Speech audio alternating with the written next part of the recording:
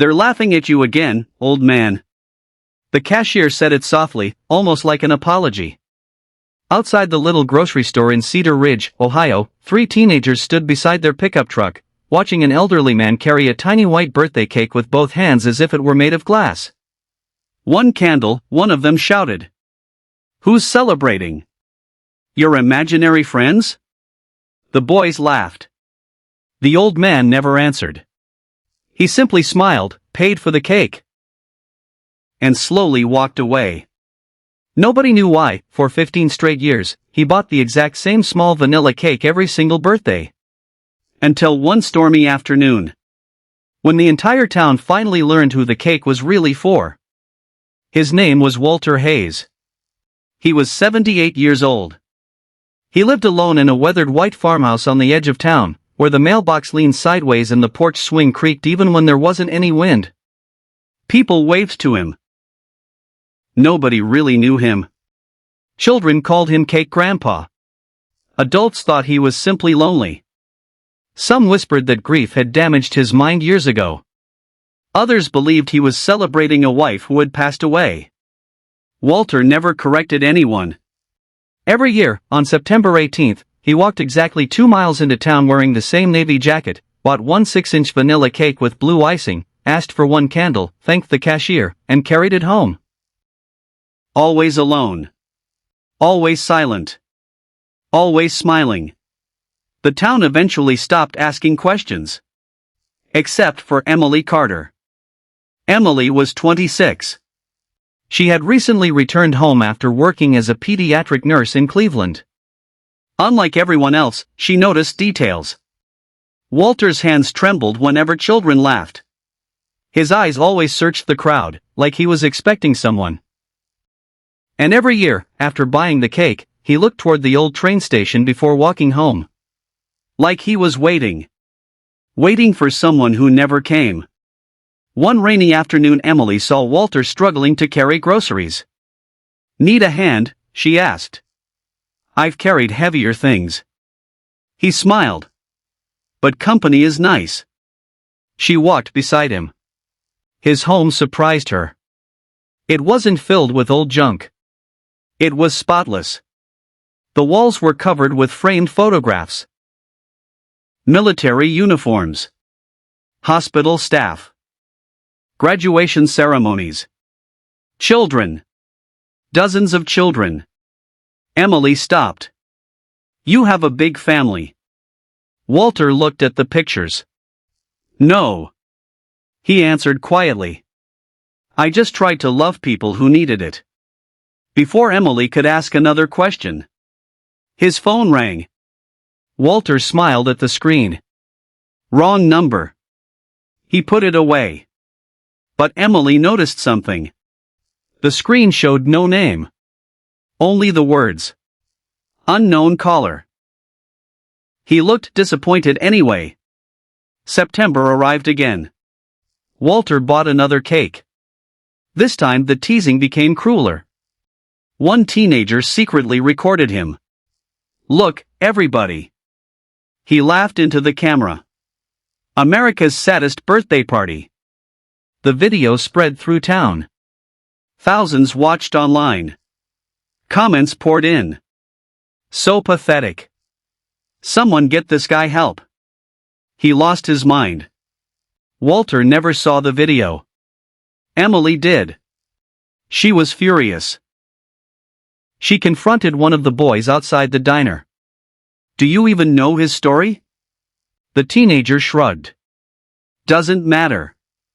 People like weird videos." Emily looked him straight in the eyes. "One day you'll pray nobody judges your worst moment." He rolled his eyes and walked away. The next morning, Walter disappeared. His porch light stayed off. His curtains remained closed. Emily knocked. No answer. She found him collapsed in his kitchen. Heart attack. The ambulance rushed him to Mercy Regional Hospital. Doctors stabilized him. But Walter remained unconscious. Emily stayed after her shift. No visitors came. No family called. Only one small paper bag sat beside his bed. Inside, a birthday candle, the receipt for another tiny cake, and a folded envelope. Across the front it read, "If I don't wake up before sunset, please deliver the cake." Emily froze. There was no address. Only directions. The place with all the names. That evening, she drove down an old gravel road outside town. She eventually reached an abandoned church cemetery hidden beneath giant oak trees. Near the back, she found something impossible. 37 small gravestones, all belonging to children.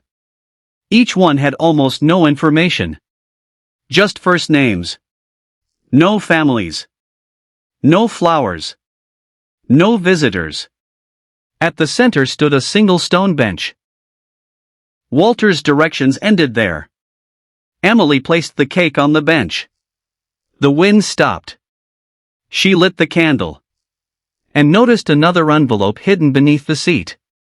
This one began, "If you're reading this, then someone was kind enough to finish my tradition." Emily unfolded the letter. Her hands trembled. "I was never buying one cake for one child.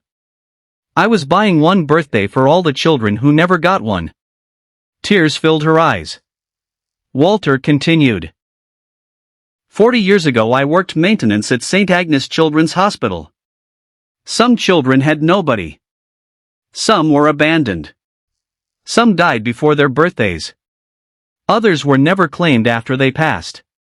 The nurses were too busy. The city moved on. But I remembered. He wrote. The first little girl was named Lily. She turned 6 in intensive care. Nobody visited. I bought a tiny cake. She smiled for exactly 9 minutes before slipping away that night. Emily could barely breathe.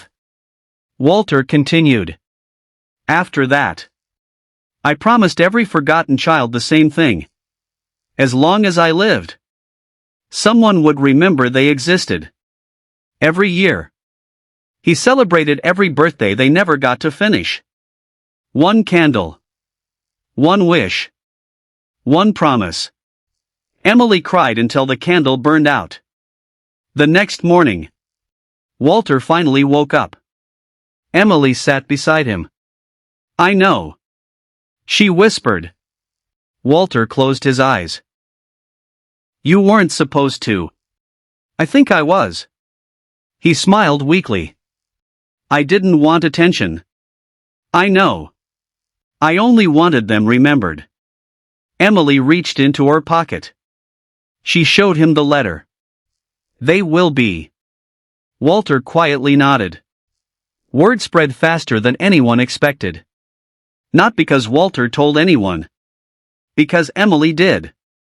She posted a photo. Not of Walter. Not of the cake. Just 37 names. With one sentence.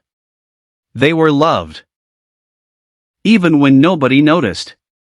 Within hours, the entire town changed. People deleted the mocking videos. The teenagers who laughed couldn't sleep. Especially Tyler, the boy who filmed Walter. He kept replaying his own cruel jokes. Each laugh sounded uglier than before. 3 days later, Tyler knocked on Walter's hospital room. He couldn't meet the old man's eyes. "I'm sorry." Walter looked at him. "For what?" "For making fun of you." Walter smiled gently. "You didn't know." "I should've." Tyler wiped his face. "My little sister died when she was 2. Walter stayed silent. "We still celebrate her birthday." His voice cracked. "I don't know why I laughed at yours." Walter reached over and squeezed the young man's shoulder. Pain hides in strange places. Tyler broke down crying. When Walter was discharged, something incredible happened. The entire town waited outside. Children held balloons. Firefighters stood beside teachers. police officers removed their hats. The grocery cashier carried a brand new vanilla cake. Bigger than any Walter had ever bought. The mayor stepped forward. "We've spent years misunderstanding you." Walter shook his head. "No. You simply didn't know the whole story." The mayor smiled sadly. "We do now." That September 18th. Nobody walked alone. More than 400 people followed Walter to the old cemetery. Each family carried one flower. Each child carried one candle. Emily read every single name aloud. No one spoke. No phones recorded. No applause followed. Only silence. Beautiful. Respectful. Healing silence. As the final candle was lit, Walter looked across the rows of tiny stones. For the first time in 40 years? They weren't forgotten. Months later, the abandoned cemetery became a memorial garden. Volunteers restored every grave. The hospital created a program ensuring no child facing serious illness would ever spend another birthday alone. Tyler volunteered every weekend. He delivered birthday presents to children at Mercy Regional. Sometimes he brought vanilla cake. Just one candle. Exactly the way Walter always had. The following spring, Walter passed away peacefully in his sleep. Inside his bedside drawer, Emily found one final note. "If they remember each other, they won't need me anymore." His funeral filled the church. Not with relatives. With lives he had quietly changed. Nurses. Veterans. Teachers. Former patients. Strangers. And children who had grown into adults because someone once remembered their birthday. Before the service ended, Emily carried a small white cake to the front. One candle. She lit it. The room glowed softly. Nobody laughed. Nobody looked away. Every eye filled with tears. Because they finally understood something Walter had known all along. A birthday isn't about cake. It isn't about presents. It isn't even about growing older. It's about one simple truth. Every life deserves to be remembered. Sometimes the smallest act of kindness outlives the person who gave it. And sometimes, the loneliest old man in town was never celebrating himself at all. He was making sure 37 forgotten children were never forgotten again.